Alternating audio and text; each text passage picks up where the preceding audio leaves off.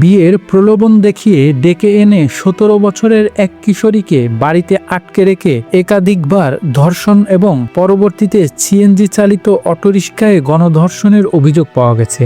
জানা যায়, সামাজিক যোগাযোগ মাধ্যম ফেসবুকে পরিচয়ের সূত্র ধরে প্রায় ৪ মাস আগে সুনামগঞ্জের ভৈরব নামের এক যুবকের সঙ্গে সিলেটের বিশ্বনাথ উপজেলার এক তরুণীর পরিচয় হয়। পরবর্তীতে প্রেমের সম্পর্কের সূত্র ধরে মেয়েটি সুনামগঞ্জে প্রেমিকের বাড়িতে চলে আসে। তবে ভৈরব তাকে বিয়ে করতে অস্বীকৃতি জানিয়ে মেয়েটিকে সিএনজি চালিত অটোরিকশার চালক সোহেল নামের বন্ধুর বাড়িতে রেখে দেয় বলে অভিযোগ রয়েছে।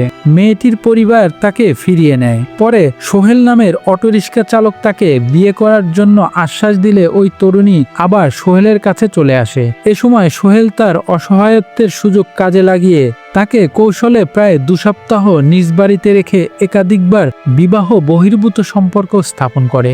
গত ১ মার্চ সোহেলের মায়ের সঙ্গে ভিকটিমের ঝগড়া হলে সোহেল তাকে সুনামগঞ্জ শহরের এক বাসায় রেখে সিলেট চলে যায়। পরে মেয়েটিকে বাড়ি ফিরিয়ে দেওয়ার কথা বলে সোহেলের বন্ধু ইরশাদ ও মাসুদ তাকে একটি সিএনজি চালিত অটোরিকশায় করে সুনামগঞ্জের বিশ্বম্বরপুর উপজেলার পলাশ এলাকার একটি নির্জন স্থানে অটোরিকশার ভেতরেই দুজন তাকে জোরপূর্বক একাধিকবার ধর্ষণ করে পালিয়ে যায়। সুনামগঞ্জ সদর মডেল থানার officer in charge OC Ratan Sheikh বলেন, আমরা খবর পেয়ে ২৪ ঘন্টার মধ্যে সিএনজি চালিত অটোরিকশা সহ সোহেল, রতন ও এরশাদ নামের ৩ জন অভিযুক্তকে বিভিন্ন স্থান থেকে আটক করি। ভুক্তভোগীর পরিবারের সঙ্গে যোগাযোগ করার চেষ্টা করছি ও চিকিৎসা সহ যাবতীয় আইনি সহায়তা প্রদান করছি। অপরাধী যাতে দৃষ্টান্ত শাস্তি পায় সেজন্য মামলার তদন্ত ও তথ্য প্রমাণ সংগ্রহে সর্বোচ্চ পেশাদারিত্ব বজায় রাখছি।